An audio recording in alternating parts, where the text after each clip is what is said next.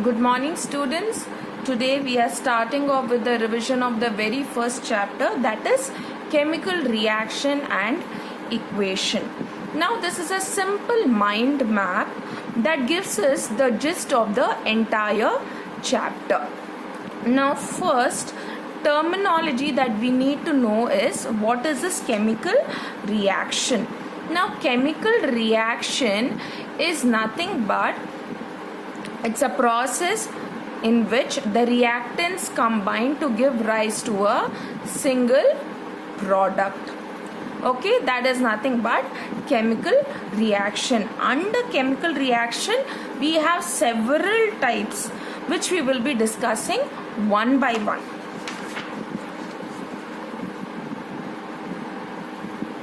What is chemical equation? Now chemical reaction is represented using symbols and formula. Okay, that is nothing but the chemical equation.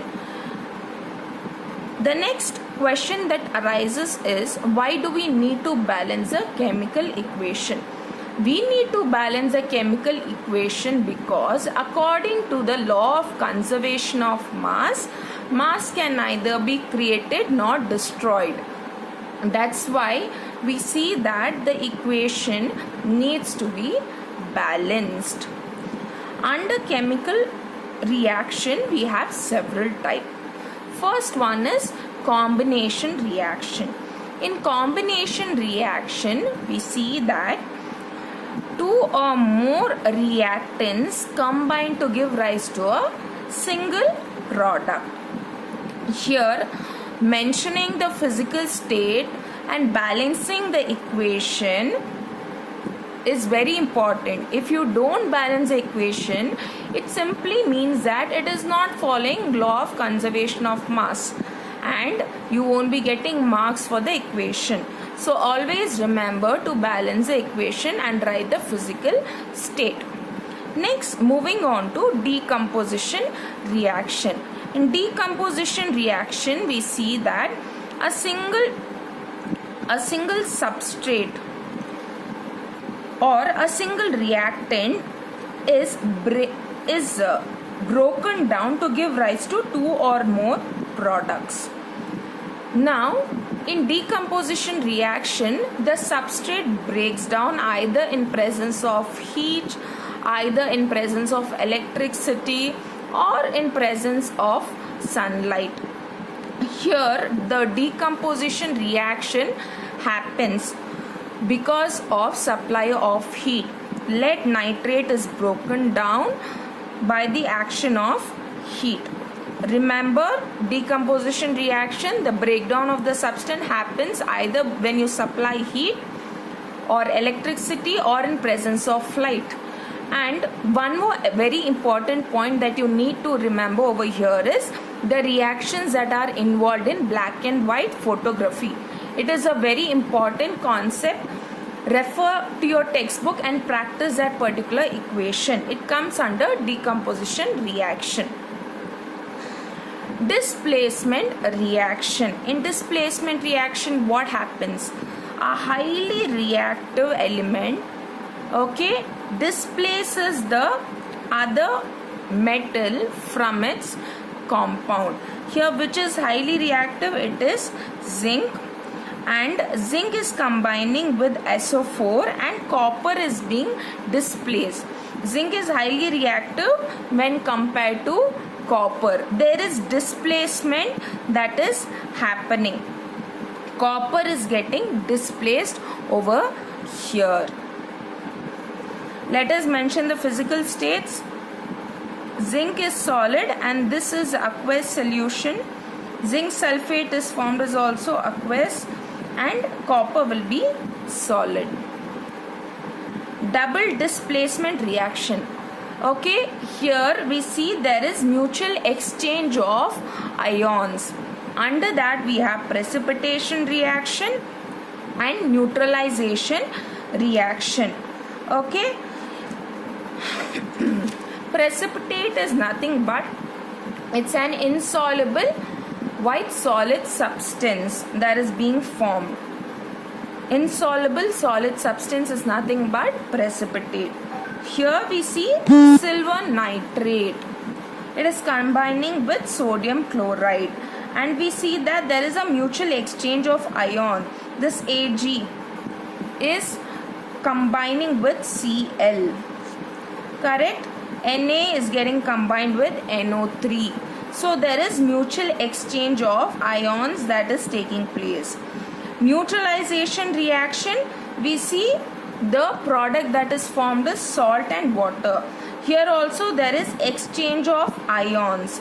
Na is combining with Cl, whereas H is combining with OH to give rise to water.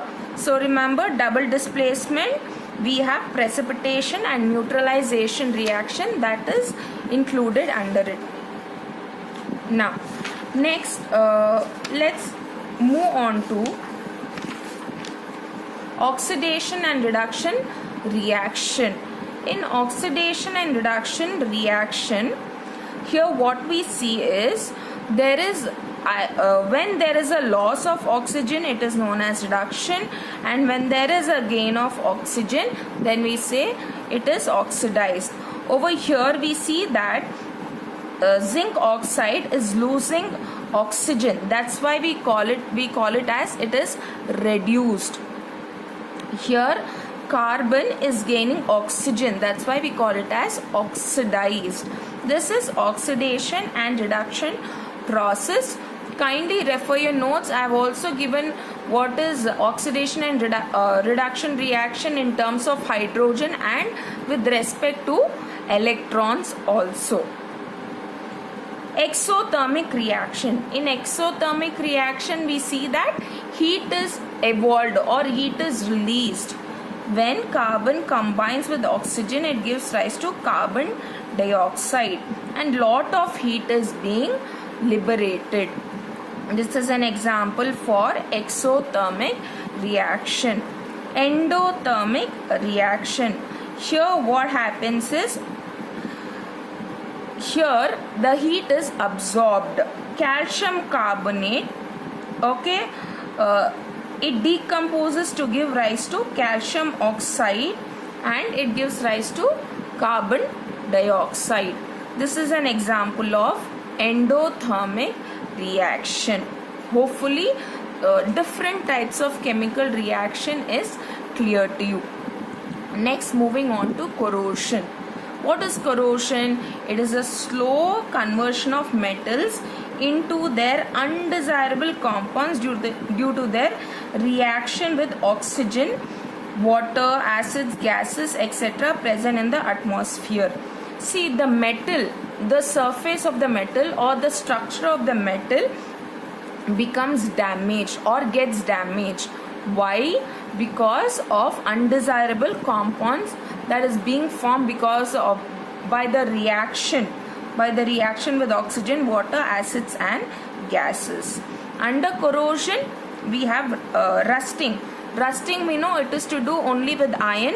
When iron comes in contact with water, it forms a reddish brown powdery substance known as rust, and it makes the structure weak. Why is rusting or corrosion bad? Because it makes the structure very, very weak. That's why it is bad, and we can prevent this. We can prevent this either by painting, by applying oil, or by galvanization process. By means of this, we can prevent this rusting or corrosion. Rancidity. Taste and odor of food materials containing fat and oil change when they are left exposed to air for long time. So what happens? What is rancidity? It is nothing but the taste as well as odor of fat and oil changes when it is left exposed to air. How can we prevent this? Especially chips, we flush it with nitrogen. That's how we prevent rancidity. Hopefully these concepts are clear to you. This is just the gist of the chapter. Go through the entire text, go through the first chapter of the textbook and see if you have any doubts. Balancing the equation is very important. Please practice the balancing the equation.